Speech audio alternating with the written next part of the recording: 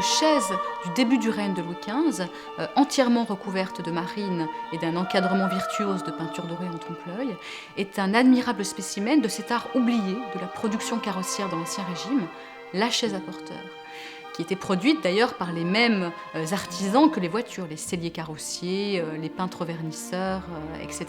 Alors elle est constituée d'une caisse en bois, elle est recouverte d'un toit épais en cuir, elle a un siège à l'intérieur, des vitres mobiles, et elle est portée par deux hommes grâce au bâton de chaise qui se glisse dans les passants de fer de chaque côté de la chaise. Cette chaise, qui a été admirablement restaurée, est l'un des rares exemples d'une chaise entièrement recouverte de toile peinte, ici des marines, des paysages marins, dans le style d'Adrien Manglard. Effectivement, ce sont d'habitude les armoiries du propriétaire qui figurent sur la chaise et qui permettaient tout simplement de l'identifier. Sur le panneau avant est représentée une scène portuaire, le panneau arrière représente une grande bataille navale sur toute la hauteur de la chaise, tandis que les panneaux latéraux représentent des divinités fluviales comme des fleuves et des tritons qui sont réalisés en caméo. La chaise à porteur est importée, semble-t-il, d'Angleterre en France aux alentours de 1640 et elle permettait à la fois de se protéger des intempéries pendant de courts trajets ou des éclaboussures de boue ou du crottin qui jonchait les rues et qui pouvait salir les robes. C'est d'ailleurs pour ça qu'on a souvent dit qu'elle était particulièrement utilisée par les grandes dames, par la noblesse de robe et par les prélats de l'église également. Et puis elle permettait de s'isoler de l'animation de la rue et du peuple et donc ainsi d'affirmer son rang. La chaise avait donc beaucoup d'avantages. Elle était d'abord très maniable, donc elle était la mieux adaptée pour des courts trajets dans les rues étroites de Paris. Elle était également immédiatement disponible et c'était là son plus grand atout.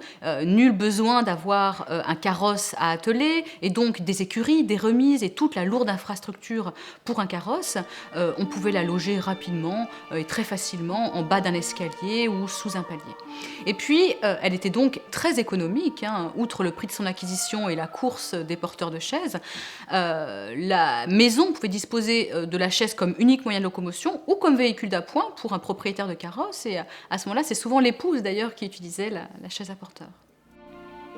En revanche, il y avait aussi quelques désagréments, et au premier rang desquels l'inconfort de ces chaises soumises à des cahots, surtout lorsque les porteurs étaient inexpérimentés, des risques de chute, sans compter les querelles et même parfois les bousculades entre porteurs de chaises, lorsqu'il y avait par exemple des refus de priorité.